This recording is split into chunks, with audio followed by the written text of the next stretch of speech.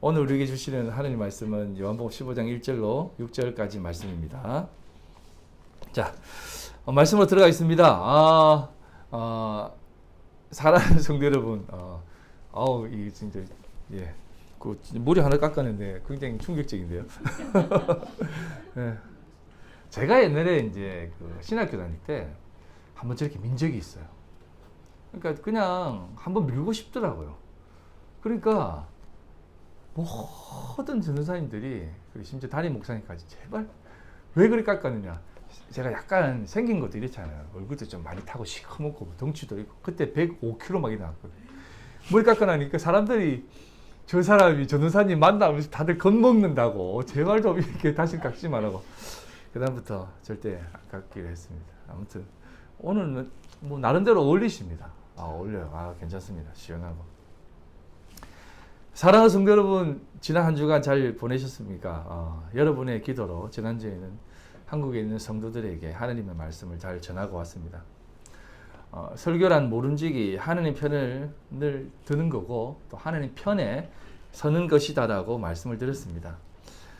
그리고 또한 세상은 틀렸고 그 세상 편에 서면 안 된다는 이야기를 하는 것이다라고 제가 말씀을 드린 적이 있었어요. 그래서 이제 제가 설교를 하면서 하나님만이 옳다, 세상은 틀리다라고 이렇게 말씀을 전하고 왔습니다. 그러면서 한국에 있는 동안 많은 성도들과 대화를 나누면서 느끼는 것이 있었습니다. 그건 뭐냐면 정말 이들이 하나님을 진짜 믿는 사람인가 라는 생각을 하게 되었습니다. 왜냐하면 성경을 조금만이라도 보면 이런 생각을 안 할 텐데 라는 생각을 늘 가지게 되더라고요. 성도라는 사람들과 대화를 하는데, 물론 그것이 오늘날의 교회의 모습이지만 참 많은 걱정이 되었습니다. 좀 하나님에 대해서 좀 더 깊이 깨달아 알고 또 하나님 말씀을 참된 말씀으로 좀 받아들여서 그 말씀대로 살아가면 좋겠는데 왜 이렇게 못 살까? 왜 여전히 말씀 따로 삶은 따로 살아갈까라는 생각을 하게 되었습니다. 그러면서 걱정은 되었지만 하나님이 또 뜻하신 바가 있겠지 생각하고 한국은 당신들이 책임져라 하고 저는 중국으로 다시 왔습니다. 오늘 말씀은 우리가 잘 아는 포도나무 비유의 말씀이에요. 성경에서 예수님은 자신을 가리켜서 여러 가지로 말씀을 한 적이 있는데 오늘 말씀도 요한복음 15장 1절에 보면 나는 참 포도나무요 내 아버지는 농부라라고 합니다.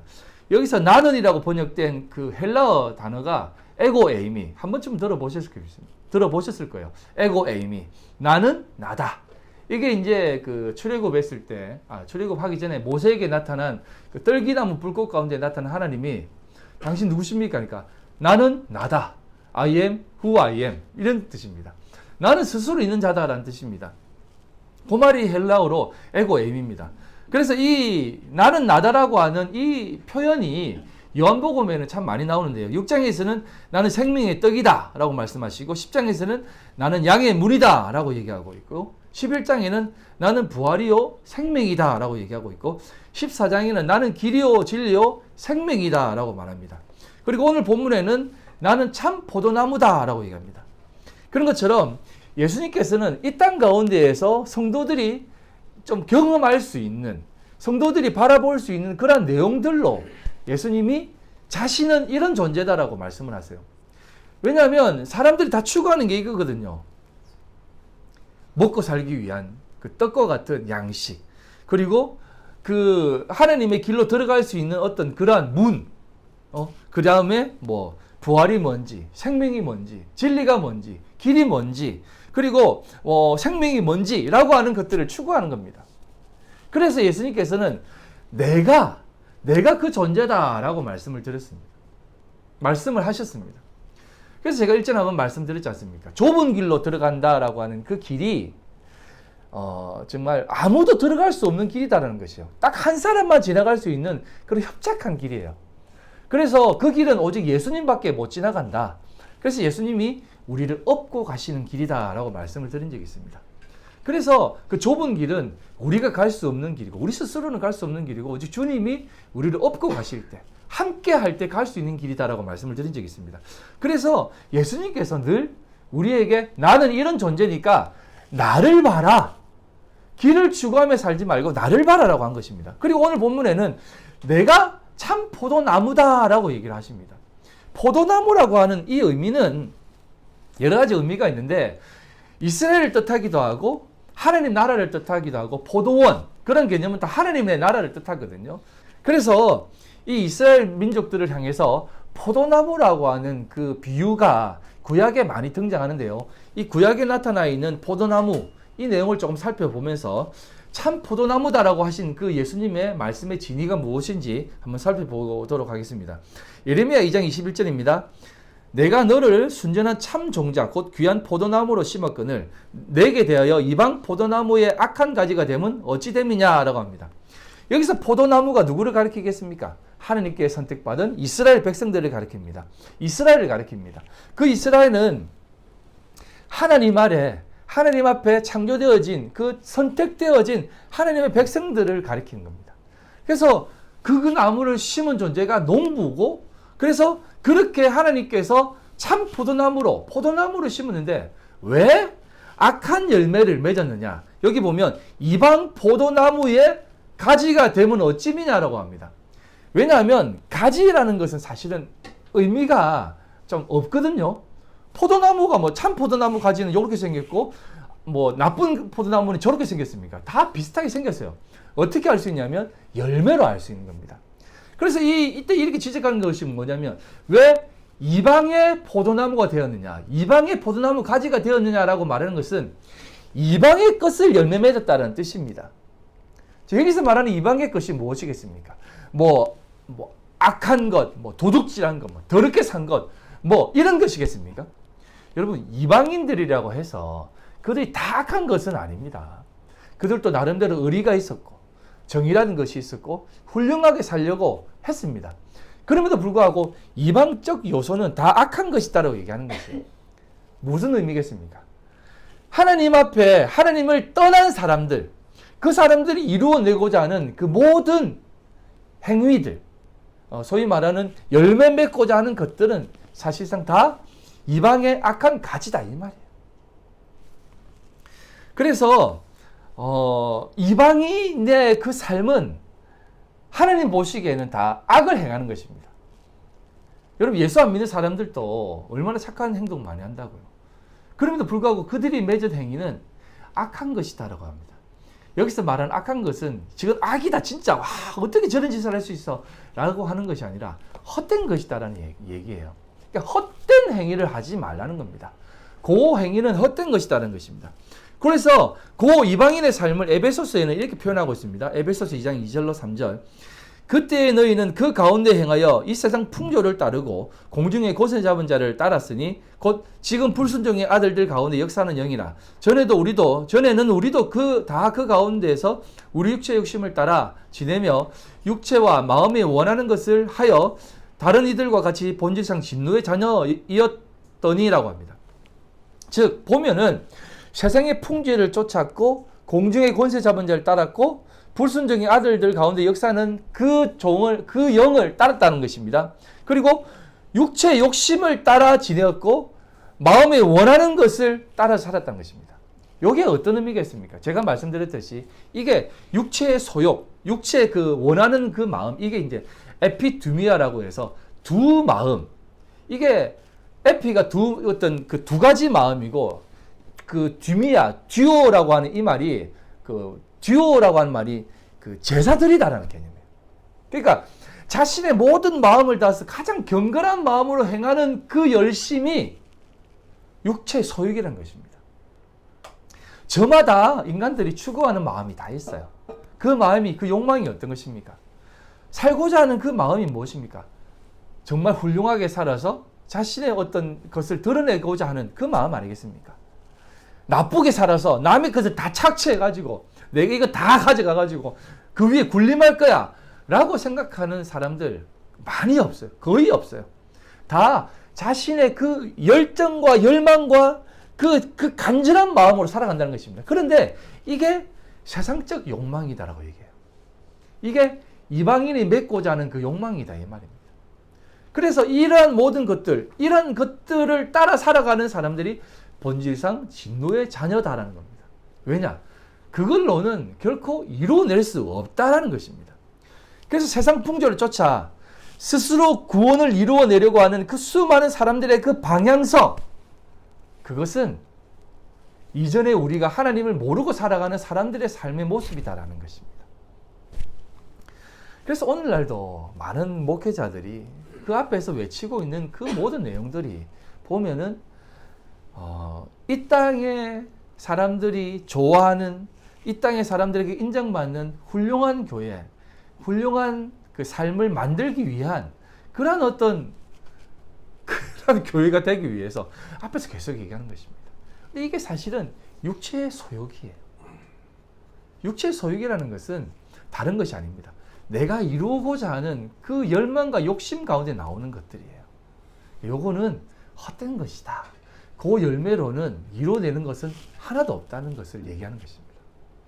그래서 예수 그리스도는 내가 참 포도나무다라고 말씀하시는 것이에요. 그래서 이러한 모든 내용들이 구약에 나타난 내용들을 살펴보면 더 명확하게 알 수 있는데요. 에스겔서 17장 3절로 10절입니다. 앞에서 말했던 그 내용들을 잘 들어보면서 보시기 바랍니다. 눈을 한번 쭉 보세요.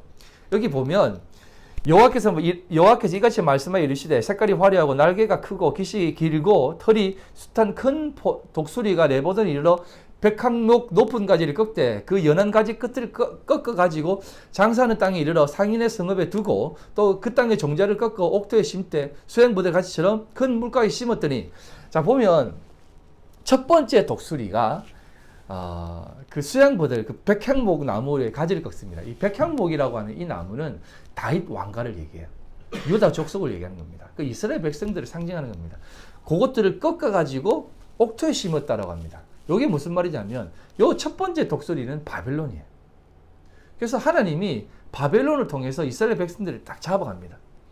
제가 여러분들에게 말하는 내용, 그 역설적 표현이라고 했지 않습니까?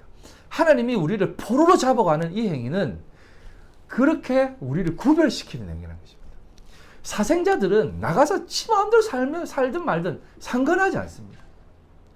하나님의 자녀이기 때문에 나쁜 짓 하고 못된 짓 하면 이놈의 자식들 끄집어내가지고 반성의 방으로 집어넣습니다. 근데 그 반성의 방이 어떤 방입니까? 옥토바시다로 얘기해요. 그 반성의 방이 그 당하는 당사자는 왜 이런 데 가둬와가지고 괴롭혀. 벽 보고 서 있어. 왜 나를 벽 보고 서 있으라고 합니까? 이런 아이들 키우면서 그런 거 많이 했죠. 반성 의자 하나 만들어 놓고, 그 사회학자들이 얘기하지, 교육학자들이 얘기하지 않습니까? 반성 에리어 만들어 가지고 거기 앉혀 가지고 반성하고 화 풀리면 돌아오게 해 가지고 막 하는 거 있지 않습니까? 그게 다 사실은 그 하나님이 성경을 통해서 조금 비춰준 겁니다. 그런데 그것을 가지고 세상 학자들은 그게 전부다라고 생각하는데, 세상 사람들은 흉내내는 것만 뿐이에요. 흉내내는 것 뿐이에요. 그건 의미가 없는 겁니다. 그게 아니라 하나님이 약속의 백성들은 너 그러면 안 돼 하면서 뚝 잡아가지고 심어 놓는 겁니다. 그랬는데 보십시오. 그렇게 했는데 또 날개가 크고 털이 많은 큰 독수리 하나가 있는데, 그 포도나무가 이 독수리에게 물을 받으려고 그 심어진 두둑에서 그를 향하여 뿌리가 뽑고 가지가 퍼졌더라. 그 포도나무를 큰 물가 옥토에 심은 가지를 내고 열매를 맺으며 아름다운 포도나무를 이루려 하려 하였습니다. 이렇게 얘기하는 겁니다. 이게 무슨 말이냐면, 또 다른 독수리가 오니까 그 포도나무가 첫 번째 독수리한테 양분을 받고 있다가 두 번째 독수리에게 이렇게 가지를 쭉 뻗는 거예요. 이 두 번째 독수리가 어떤 독수리냐면 애굽인 것입니다. 바로 느고. 이 애굽에게 의지해서, 그 애굽을 의지해서 우리가 조금 좀 이렇게 일어나 봐야지, 좀 멋진 나라 만들어 봐야지라고 하는 이스라엘의 형태를 그려서 이렇게 얘기한 겁니다. 그래서 너는 이르기를 주 여호와의 말씀에 그 나무가 능히 번성하겠느냐? 이 독수리가 어찌 그 뿌리를 빼고 열매를 따며 그 나무가 시들게 하지 아니하겠느냐? 그 연한 잎사귀가 마르게 하지 아니하겠느냐? 많은 백성이나 강한 팔이 아니라도 그 뿌리를 뽑으리라. 볼지에다 그것이 심어졌으나 번성하겠느냐? 동풍에 부딪힐 때에 아주 마르지 아니하겠느냐? 그 자라던 두둑에서 마르리라 하셨다 하라. 즉, 그러면 바벨론이 애굽 그렇게 슬 애굽으로 가고 있는 그 나라를 가만두겠느냐? 그래서 바벨론이 확 더 쳐버린 것입니다. 그러니까 하나님이 바벨론을 들어서 이스라엘 백성들을 이렇게 징벌하고 있는데, 이스라엘 백성들은 하나님의 징벌을 피해가지고 애굽을 더 의지하고 있다 이 말인 것입니다. 그래서 이 설상가상 애굽을 의지하며 바벨론을 배반하니까 이 이방 민족을 통해서 유다를 초토화시키고 해버린다는 것입니다. 이 내용이 열왕기하 24장 1절로 3절에 나와 있는 내용입니다. 요야김 시대에 바벨론 왕 느부갓네살이 올라오매 요야김이 3년간 섬기다가 돌아서서 그를 배반하였더니 여호와께서 그의 종 선지자들을 통하여 하신 말씀과 같이 갈대아의 부대와 아람의 부대와 모압의 부대와 암몬 자손의 부대를 요야김에게로 보내 유다를 쳐 멸하려 하시니 이 일이 유다에 임함은 곧 여호와의 말씀대로 그들을 자기 앞에서 물리치고자 하심이니 이는 므낫세에 지은 모든 죄 때문이다라고 얘기합니다. 므낫세가 행했던 그 행위가 무엇이냐? 그거 잠깐 뒤에서 보고요. 그래서 이 바벨론을 배신하고 애굽에 붙어먹은 이스라엘 백성들에게 내가 너희들 하나님의 징벌을 피해 또 다른 것을 의지하고 있어? 그러면 안 돼! 라고 하시면서 하나님께서 이렇게 완전히 징벌하시는 것입니다. 그런데 이 행위가 므낫세의 행위를 쫓아 똑같이 행하고 있는 모습이 있다고 얘기하고 있습니다. 여러분, 므낫세가 행한 그 죄가 무엇입니까? 므낫세는 그 히스기야의 아들입니다. 히스기야는 우리가 잘 알죠. 하나님 앞에 정말 열심으로 살아왔고 기도해서 생명을 15년 더 연장받은 그 이스라엘의 왕입니다. 그럼에도 불구하고 그의 아들인 므낫세는 아버지가 따랐던 그 하나님을 완전히 다 버리고 어떻게 하냐면 히스기야 죽자마자 헐어버렸던 우상의 산당을 다시 세우고 바알과 아세라에게 제사를 지내던 제단을 다시 세우고 그 다음에 성전 마당에 이런 성신을 위한 제단을 세우고 자기 아들들을 우상의 제단에 불살라 바치고 점을 치고 사슬을 행하며 신접한 자와 박수무당을 신임하였다는 그 모든 내용이 이 열왕기하 21장에 낱낱이 나오고 있다 이 말입니다. 그래서 그 악행의 뿌리의 근본이 무엇이냐는 것입니다. 왜 므낫세가 이렇게 했냐 이 말입니다. 이게 다 자신을 위해서 자신만의 만족과 자신의 왕국을 만들기 위해서 므낫세는 그렇게 행했다는 것입니다. 그런데 더 웃긴 것은 므낫세 하나님 앞에 이렇게 막 그렇게 했는데도 불구하고 나름대로 므낫세 부강했다는 것입니다. 이게 하나님 보시기에 완전히 악한 내용이다라는 것입니다. 자신의 행위를 위해서 여러분 이방을 섬기고 이방 신상을 섬기고 이런 성신을 섬기는 이유가 무엇이겠습니까? 여러분 한번 잘 생각해 보세요. 오늘날 교회가 그렇게 이방적으로 기울고 또 세상적으로 기우는 이유가 무엇이겠습니까? 함께 있는 수많은 사람들이 우리 그렇게 하면 안 되잖아요. 세상은 이렇게 향하고 있는데 왜 우리 교회만 이렇게 향하고 있습니까? 라고 하는 그 질문 속에서 그래요? 그럼 우리 교회가 또 새로운 어떤 패러다임을 구축해 볼까요? 하면서 행하는 것들이 무엇입니까? 그게 세상 풍조를 쫓는 것이고 그게 세상을 향한 어떤 그 세상의 그 이끌림 속에 살아가는 1월 성신을 섬기는 모습이다 이 말이에요. 그러니까 목사들이 공공연하게 교회도 약간 이단성이 좀 있어야만 교회가 부흥한다라고 하는 건 아니겠습니까? 제가 이번에 그 한국에 이제 후배 목사하고 또 후배 그 부부하고 이렇게 두 부부를 만나가지고 이렇게 얘기를 하는데 그 만나서 이제 밥을 먹고 커피숍에 들어갔는데 커피숍 옆에 아주 큰 교회 자리가 있더라고. 그러니까 큰 교회 자리가 있었습니다. 왜냐하면 그 교회에서 너무 커져가지고 또 다른 곳으로 옮겼거든요. 근데 거기 있는 교회도 그 자리도 커요. 그래서 야, 저 교회 왜 안 팔고 저렇게 있어? 왜 저 교회를 남겨놨어? 이러니까 이거 말고 또 다른 데 있어요. 처음 시작한 교회도 있다는 겁니다. 그 교회도 커져가지고 이쪽으로 왔는데 또 커져가지고 더 큰 교회로 갔다는 것입니다. 교회가 3개가 있는 거죠. 그 이거 왜 계속 남겨도 이러니까 교회를 매각하려고 팔려고 내놨는데 아무도 안 샀다는 것입니다. 아무도 안 산 것은 2가지 이유가 있겠죠. 안 팔려든지 아니면 너무 비싸든지. 그래가지고 안 팔렸다길래 안 팔리면 그냥 뭐 다른 목사님한테 이렇게 목회하러 주면 되지. 왜 저걸 그대로 더 똑같은 이름을 한다는 것이죠. 그래서 안 팔려가지고 그 목사님이 1부, 2부, 3부로 해가지고 1부는 저기에, 2부는 여기에, 3부는 여기에 돌아가면서 했대요. 근데 지금은 그것도 힘들어가지고 아예 그냥 저 큰 교회에서 하고 영상으로 이렇게 비추고 있다는 것입니다. 그래서 제가 이런 얘기를 했어요. 그거 아닌 거 아니야? 그거 완전히 문어발이잖아. 문어발. 이게 쓰레기 짓인데? 왜 그런 행위를 해? 근데 거기 후배 가정이 그 교회를 다니고 있어요. 아우, 형님. 형님 중국에 있으면서 너무 몰라서 그래요.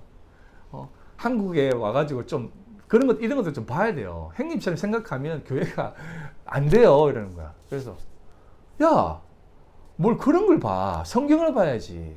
나는 그렇게 생각되어지지 않아. 나는 저렇게 만약에 되어지면 정말 부끄러워서 얼굴을 못 들고 다니겠다. 그냥 평일 날은 불 다 꺼졌습니다. 보니까 그 옆에 진짜, 이 건물 반만한 주차장도 있어요. 그리고 예배당은 정말 하여튼 커요. 근데도 거기에는 그냥 나중에 주일만 그 영상 예배를 드린다는 것이. 심지어 주일학교도 있고 나름대로 사람들이 더 모이고 있대요. 그러니까 제가 그걸 보면서 그런 교회에 가는 성도는 또 뭐고, 또 그런 곳에서 좋다고 안 팔리니까 그럼 여기서 다 하자라고 하는 저런 목사는 뭐고, 그거 사건 아니냐? 나는 그렇게 생각하는데 하니까, 그렇게 생각하시면 안 됩니다 라고 하더라고요. 그렇게 생각하면 안 된다는 게 그들의 결론이에요. 그래서 나는 그렇게 생각하지 않아. 저렇게 이렇게 덩어리 크게 키워놓고 막 떵떵거리며 TV에도 한 번씩 나오더라고요. 예. 그러면서 얘기하는데 너무 안타깝더라고요. 그런데 그런 삶을 살아가는 그런 모습 속에 하나님께서는 이런 경고를 하십니다. 열왕기하 21장 8절로 15절. 만일 이스라엘이 나의 모든 명령과 나의 종 모세가 명한 모든 율법을 지켜 행하면 내가 그들의 발로 다시는 그의 조상들에게 준 땅에서 떠나 유려하지 아니하게 하리라 하였으나 이 백성이 듣지 아니하였고 므낫세의 깸을 받고 악을 행하는 것이 여호와께서 이스라엘 자손 앞에서 멸하신 어느 민족보다 더 심하였더라. 므낫세가 행했던 그런 것은요, 이 세상에서 주하는 만몬주의입니다. 만몬주의. 지금 오늘날 그렇게 행하고 있는 그런 형국이, 한국교회 모든 형국이 만몬주의예요. 만몬주의. 유다왕 므낫세가 이 가정한 일과 악을 행함이 그 전에 있던 아모리 사람들 행위보다 더욱 심하였고 또 그들의 우상으로 유다를 범죄하게 하였도다.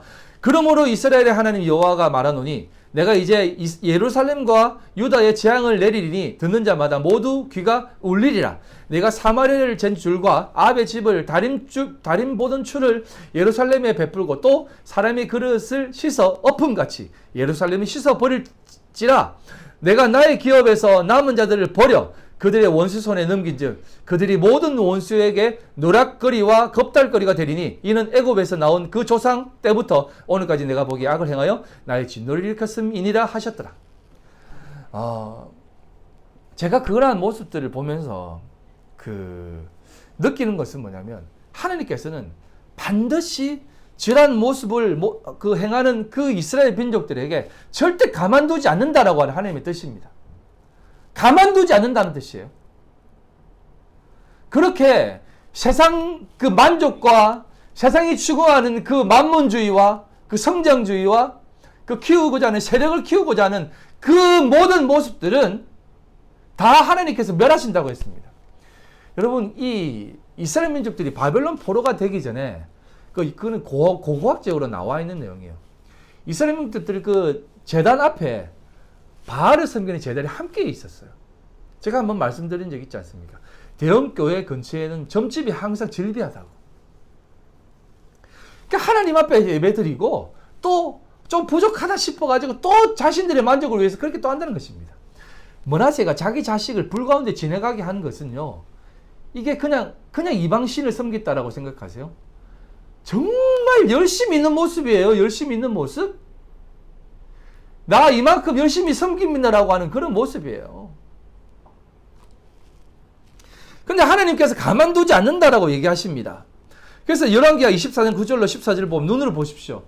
이렇게 하나님께서 여호와긴이 그의 아버지의 모든 행위를 따라서 여호와 보시기에 악을 행하였기 때문에 느부갓네살이 그 이스라엘 백성들의 모든 것들을 다 잡아갔다는 것입니다. 성전도 다 멸망케 하고 다 데려갔다는 것입니다.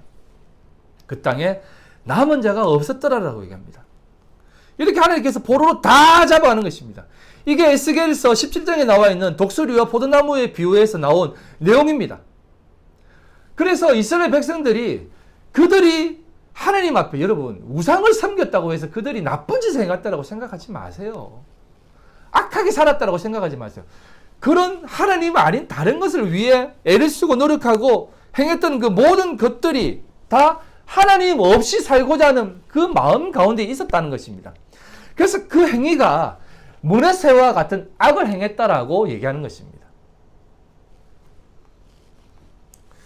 그래서 그러한 모든 것들을 하나님께서 뽑아버리시겠다라고 하시는 것입니다. 근데 제가 이 말씀을 준비하면서 깊은 고민에 잠기게 되더라고요. 제가 고민하고 있던 내용인데 이 말씀을 보니 더 그런 고민이 되더라고요. 왜냐하면 하나님께서는 하나님의 백성들을 향해서 진노를 하세요. 하나님의 백성이 이렇게 하는 겁니다. 사생자에게는, 하나님의 자녀에게는 진노 안 하세요. 그런데 하나님의 백성들에게 진노하십니다. 어떻게 진노하셨습니까? 이번 코로나 사태를 통해서 하나님이 하나님의 교회를 한번 치 흔들었어요. 근데 치 흔들었을 때 많은 교인들이 떨어져 나갔습니다. 그런데 많은 목회자들이 그렇게 떨어져 나간 사람들을 향해서 하나님이 이렇게 시험을 주니까 믿지 않은 사람들, 어중간히 믿은 사람들이 다 떠나간 거야. 그들 다 가난한 성도야. 그러니까 떠나간 사람들이 문제야. 하나님이 다 추렸어. 그러니까 괜찮아. 이렇게 생각했습니다. 저도 그런가라고 생각했습니다. 그래서 좀 더 깊이 생각해 보니까 과연 하나님이 그렇게 흔들었을 때 여전히 끊임없이 그 교회에 남아서 교회 지키고자 하는 그 사람들이 하나님의 자녀인지, 흔들었을 때 하나님 나는 여기 못 있겠습니다라고 하면서 빠져나와 지금도 나는 어떻게 하면 좋습니까? 유리 방황하고 있는 포로 가운데 있는 그들이 진짜 하나님의 백성인지, 하나님 앞에 포로로 잡혀가 끄집어내어서 빠져나와 있는 사람들인지, 둘 중에 어느 성도가 참된 하나님의 자녀인지 헷갈리더라고요. 그런데 오늘날 교회 남아서 이제 풀렸으니까 더 열심히 막 잘하자 막 하고 있는 그들의 모습들을 보면서 저는 또다시 애굽을 의지하고 있는 그들의 모습이 자꾸 보여지는 것은 왜인지 모르겠습니다. 그리고 그렇게 떠나 지금도 하나님, 내가 어디에서 하나님을 찾고 어디에서 하나님을 부르고 이 땅에 참된 하나님의 목회자들이 있습니까? 하나님의 말씀을 전한 자들이 있습니까? 저는 어디로 가면 좋겠습니까? 차라리 이런 하나님이라면 믿지 않는 게 좋겠습니다라고 하는 그렇게 살아가는 사람들이 진짜 둘째 아들인지 라는 고민이 되더라고요.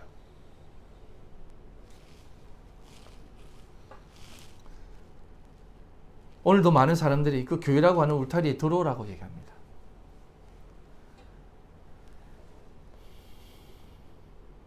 그럼에도 불구하고 하나님은 하나님의 자식들만 끄집어낸다라는 것을 꼭 기억하시기 바랍니다. 그래서 저도 그런 고민이 되더라고요. 그러니까 한국 교회 모습이 그렇다는 것입니다. 어디로 가는지 모르겠습니다. 방향이 없더라고요. 향방 없이 나가는 거죠.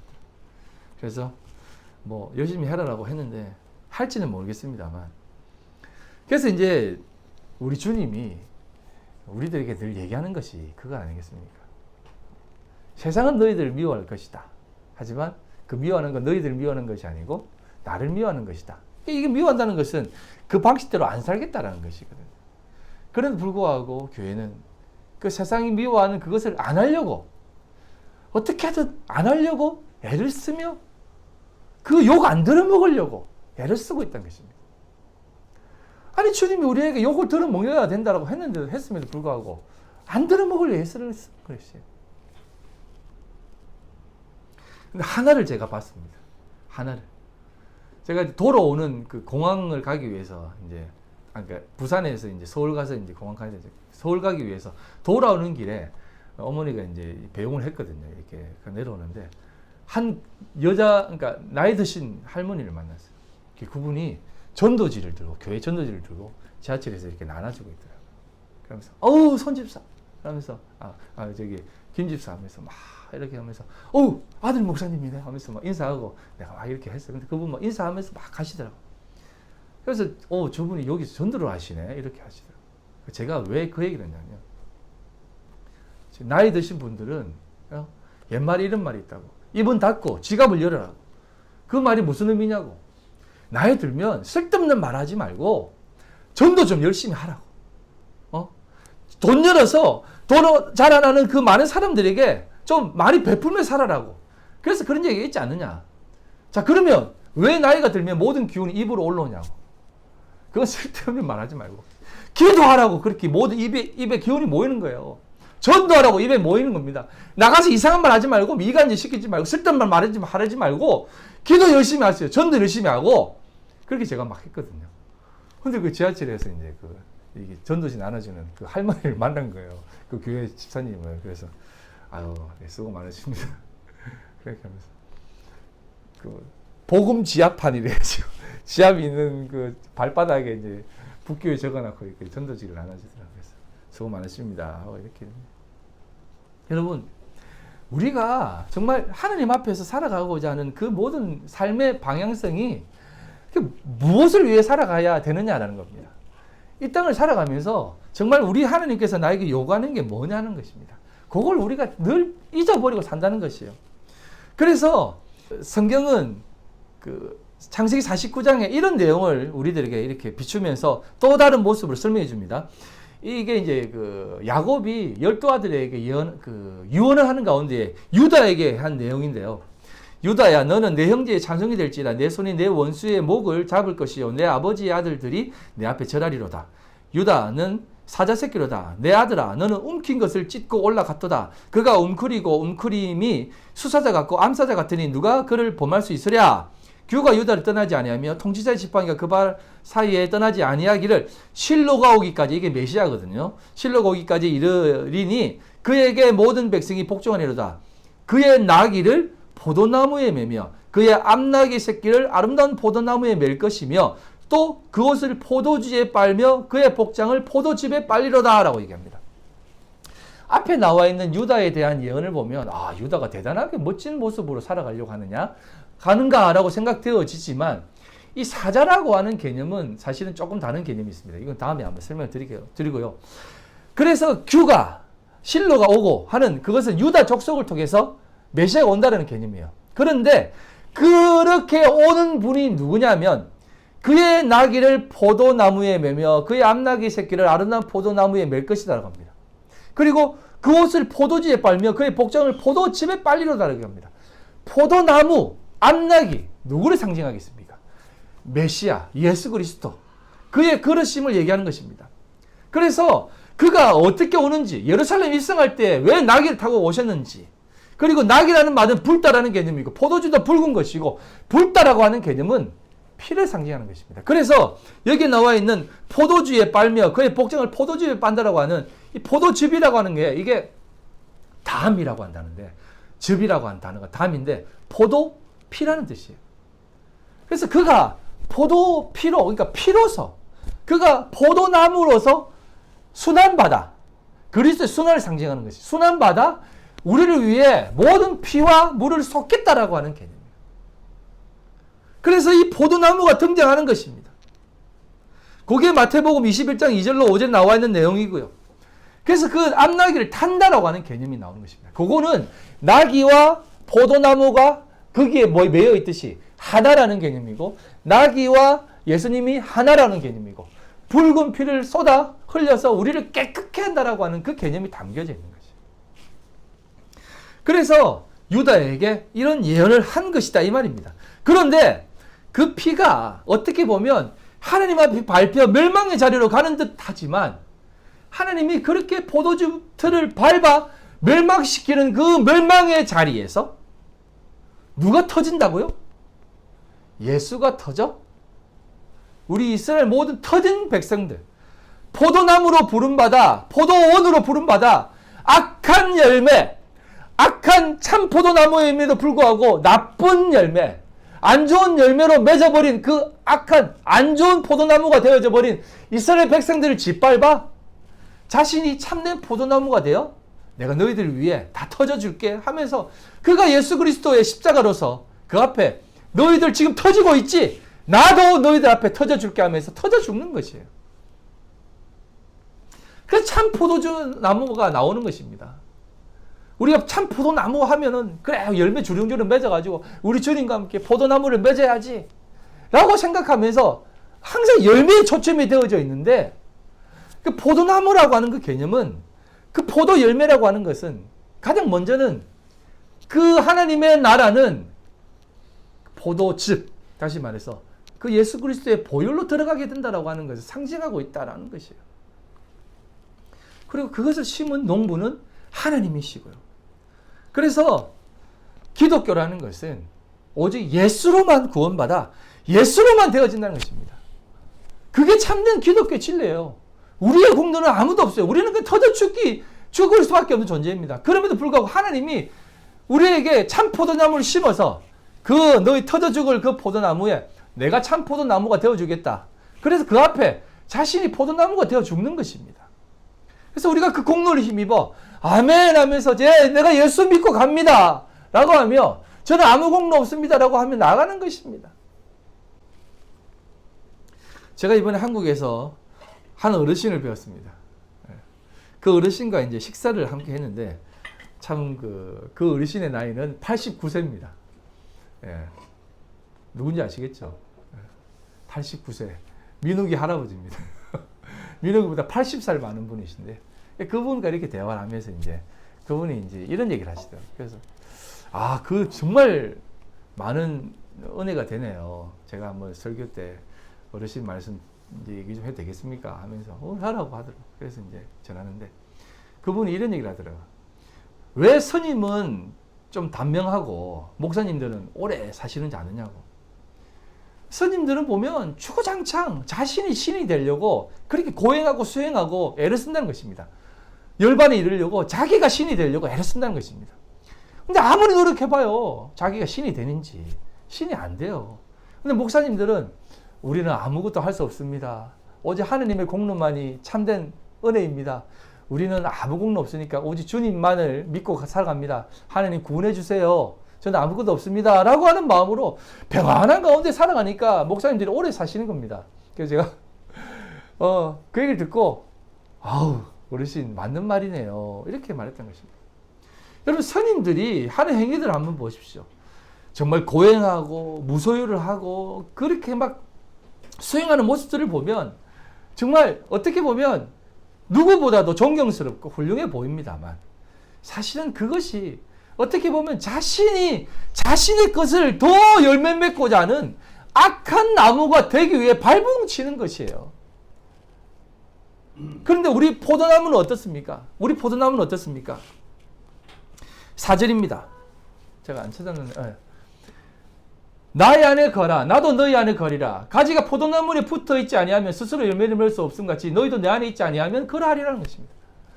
우리 참된 포도나무에 붙어만 있으면 열매는 절로 맺힌다는 것입니다. 아시겠습니까?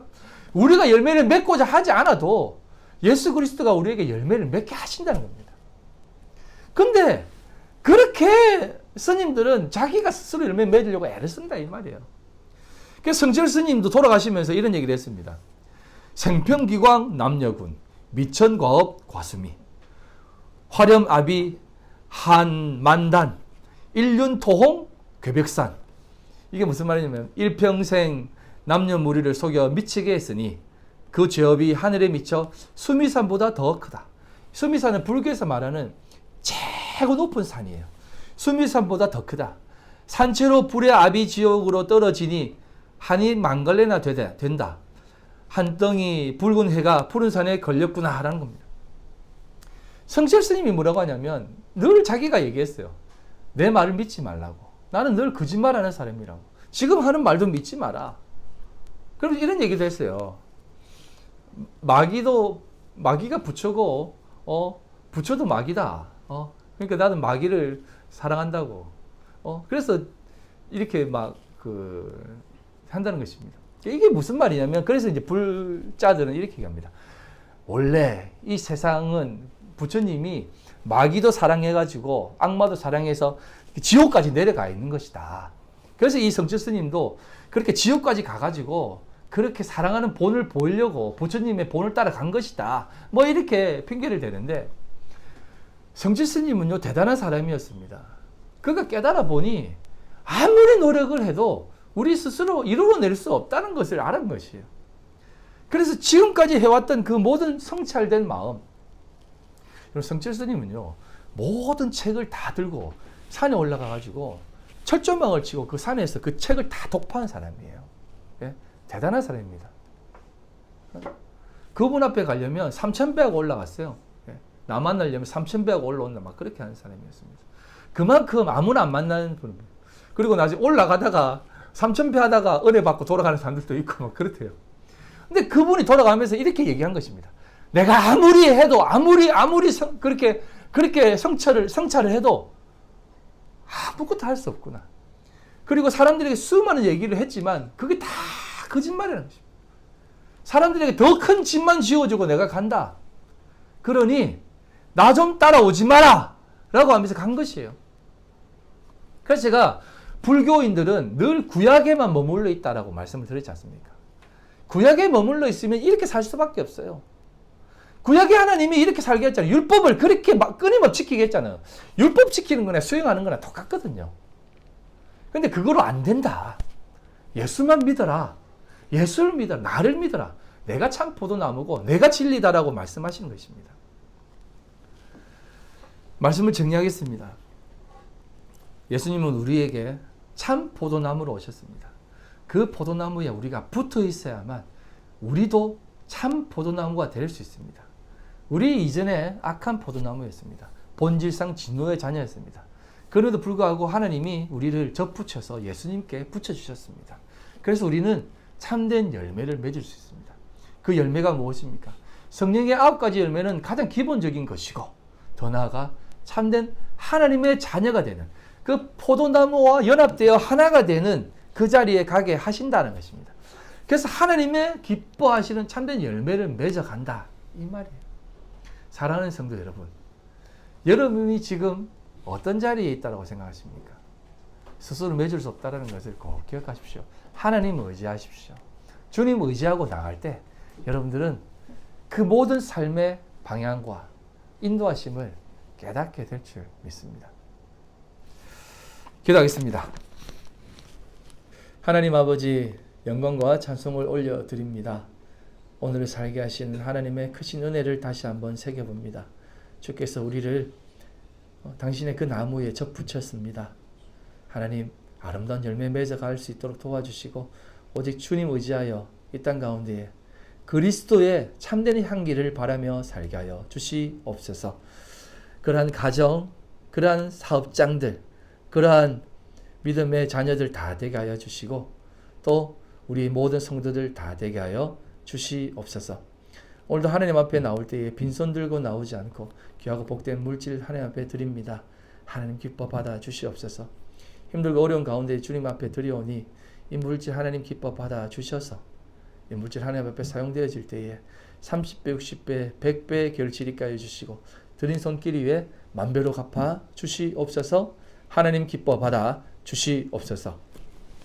지금은 우리 주 예수 그리스도의 그 크신 은혜와 아버지 하나님의 극진하신 사랑하심과 성령님의 교통인도 역사 충만하심이 오늘도 하나님 앞에 참된 포도나무로 자리하기로 결심한 우리 모든 성도들 머리와 그들의 가정과 직장과 사업과 삶의 모든 터전 위에 지금으로부터 영원토록 함께 있을지어다. 아멘.